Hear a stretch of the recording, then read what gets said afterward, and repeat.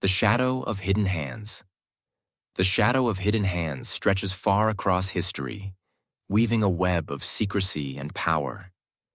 Behind closed doors, in candlelit chambers, ideas were born that would reshape societies and quietly chip away at faith. It began centuries ago, when a man named Adam Weishaupt walked the corridors of the University of Ingolstadt in 1776, whispering a dangerous idea. What if the world no longer needed divine law? What if humanity could shape its own destiny without the guidance of religion? The rise of the Illuminati. Weishaupt founded the Bavarian Illuminati with a mission: to dismantle the influence of the church and monarchy. Under the guise of enlightenment and progress, the Illuminati sought to infiltrate powerful institutions and spread their ideals. They believed that human reasoning should rule, not divine authority.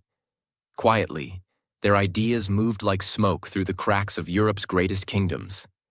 It was no coincidence that the French Revolution soon erupted, casting aside centuries of Christian influence and replacing it with secularism and bloodshed.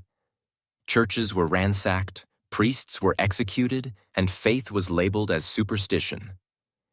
In the chaos, the seeds of Weishaupt's vision had taken root. The power of Freemasonry. Not far behind him, another figure emerged in the darkness: Albert Pike. A Confederate general turned Freemason, Pike rose to become one of the most powerful figures in the Scottish Rite of Freemasonry.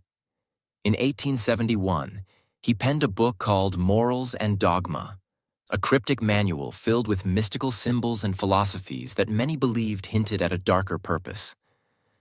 Whispers grew louder that Pike envisioned a future where a new world order would rise, one where religious truth would be replaced by hidden knowledge. While Freemasonry presented itself as a charitable fraternity, its rituals and secrecy sparked fear. Some Christian leaders believed that the organization promoted beliefs that undermined the core teachings of their faith: the communist war on religion.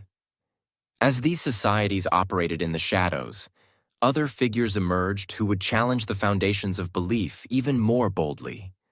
Karl Marx, a man who declared that religion is the opium of the people, led a revolution of the mind.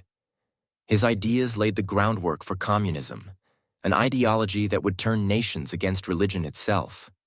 In the Soviet Union and China, churches were burned, religious leaders were imprisoned, and millions of believers suffered under regimes determined to erase faith. What began as words in Marx's writings became a terrifying reality for Christians living under communist oppression.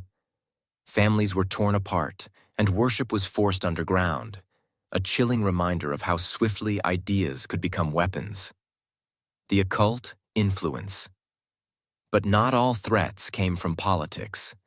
Some emerged from the dark corners of the occult.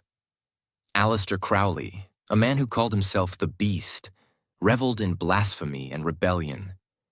In the early 20th century, Crowley founded a movement called Thelema, where the only rule was, "Do what thou wilt shall be the whole of the law." He sought to destroy traditional morality, encouraging followers to indulge in every desire, no matter how destructive. His teachings echoed through the decades, influencing modern culture in ways most people would never suspect. From music to Hollywood, the echoes of Crowley's rebellion against faith can still be felt, as if the shadows he cast never truly faded.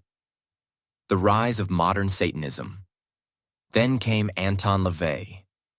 In 1966, at the height of social unrest, he founded the Church of Satan. Draped in theatrical rituals, LaVey's organization mocked religious beliefs and embraced self-worship. His Satanic Bible directly opposed the humility and obedience preached by faith traditions. What seemed like fringe theatrics grew into a cultural shift where Christian values were openly challenged in the public square. LaVey's influence extended beyond secret ceremonies. His ideas crept into music, movies, and even public policies that sought to remove religious symbols from society. The battle over life and morality. Meanwhile, in sterile offices and medical clinics, another battle against faith was being waged.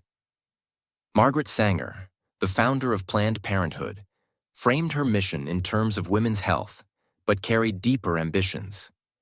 She believed in controlling populations through birth control and advocated ideas rooted in eugenics.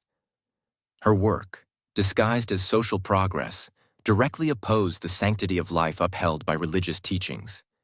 Decades later, her legacy would lead to the widespread legalization of abortion, a practice that many believers consider the gravest of sins. Behind the language of freedom, the damage to the fabric of faith was profound. The cultural war against faith.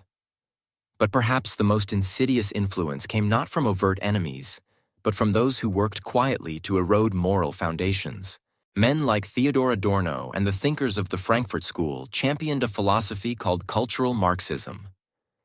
Instead of violent revolution, they sought to change society through media, education, and culture.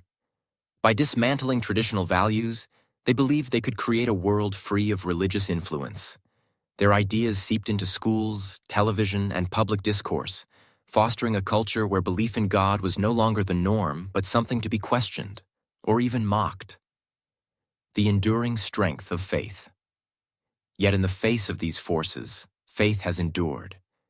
Despite secret societies, occult movements, and cultural revolutions, believers continue to hold firm to their convictions. Throughout history, every attempt to silence faith has only made it stronger in the hearts of those who refuse to abandon their belief in a higher truth. The struggle between light and darkness is not new, and it is far from over. For as long as these hidden hands move in the shadows, there will be those who stand in the light, guarding the truth and refusing to let it be extinguished.